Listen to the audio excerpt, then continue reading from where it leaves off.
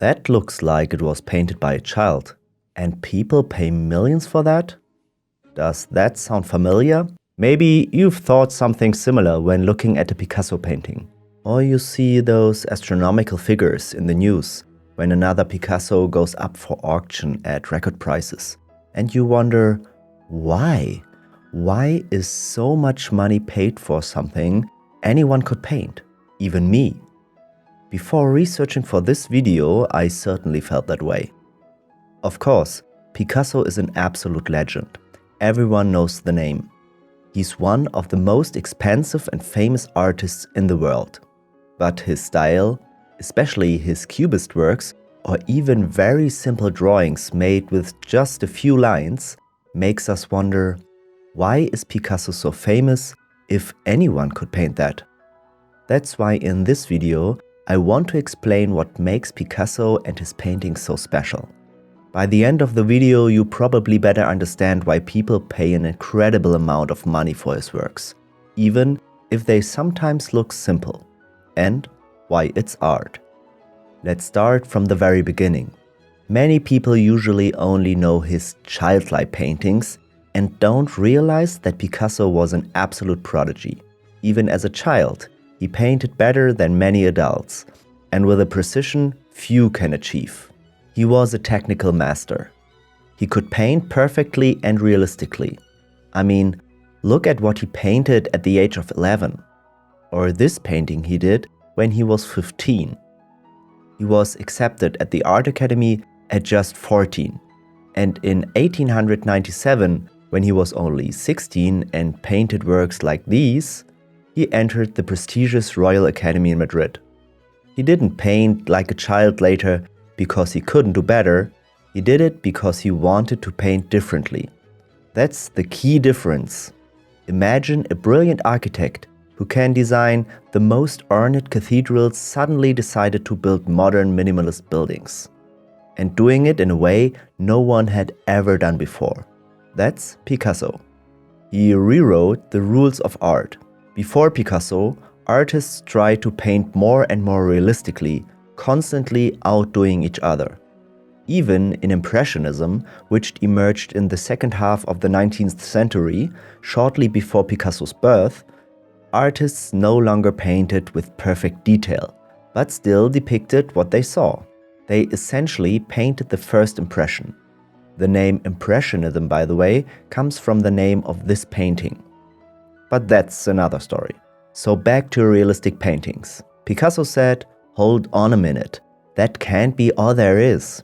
He began to depict the world not as we see it, but as he perceived it. Or even from various angles simultaneously. This is Cubism, which he co-created around 1907. He dissected objects and people into geometric shapes and reassembled them. You see a face from the front and the side at the same time. Anything but realistic, right? Painting was no longer about reproduction, but rather about aesthetics. And that was revolutionary.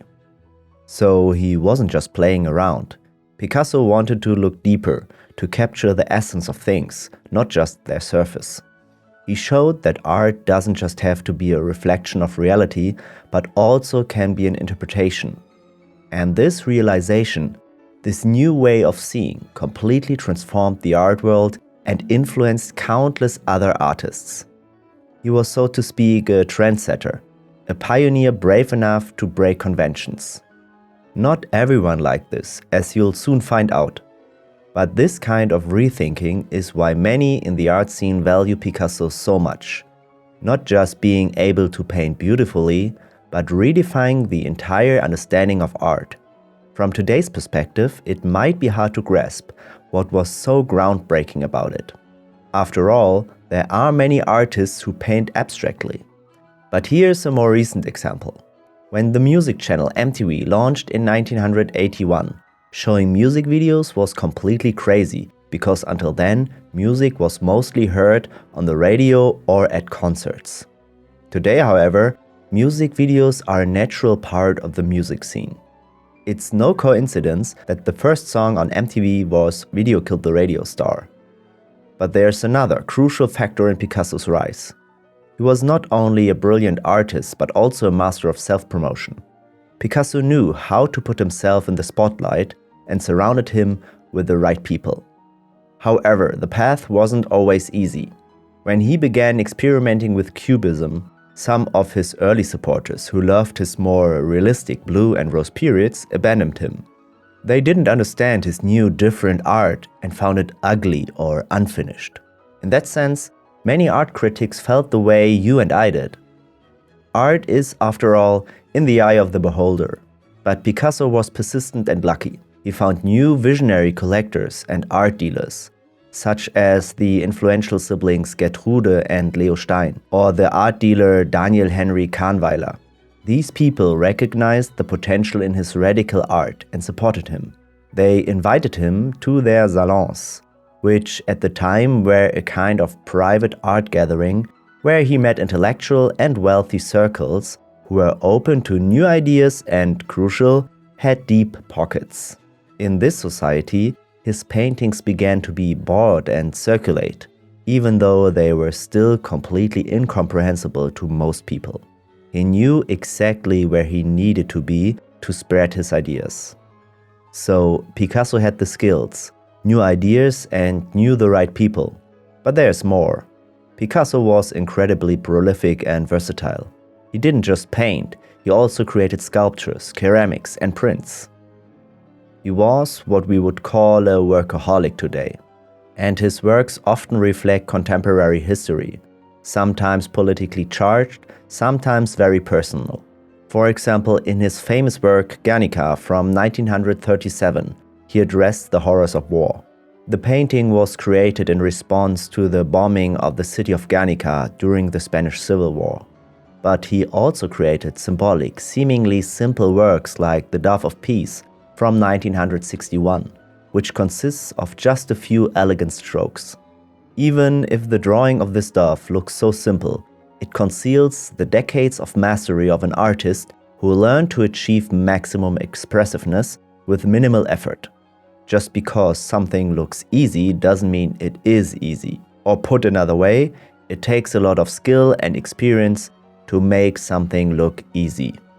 But why are Picasso's paintings so incredibly expensive? Several factors come together here.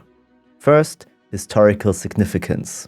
As we've established, he revolutionized art. He didn't just invent a new genre, Cubism, but also showed that art changes and must constantly evolve. Take Les Demoiselles d'Avignon, for example. In 1907, it was a shock and turned the entire art world upside down because it was so radically different from anything before it. It even left some of his art friends bewildered. Second, supply and demand.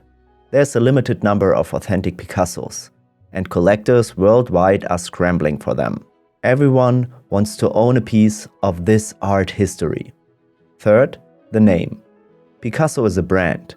His name alone gives the work enormous value, almost like a luxury brand. Fourth, the quality and condition of the works. Even if the painting's execution looks childlike or consists of only a few strokes, the craftsmanship is good and well thought out.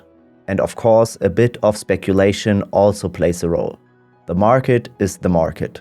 Ultimately, it's a mix of artistic genius, revolutionary thinking, a talent for self-promotion, enormous influence on art history, and the dynamics of the art market. It's simply the whole package that makes Picasso so famous and his paintings so valuable. So, the next time you see a Picasso painting, don't just think about the millions on the price tag or its supposedly childlike appearance. Remember that you have, in a way, a piece of art history in front of you, painted by someone who broke the rules, wanted to see the world anew, and ultimately knew exactly how to sell his vision to people. Let me know in the comments what art you'd like to understand better, and perhaps you'll see a video about it on this channel soon. I hope you now better understand the fascination with Picasso and know why it's art.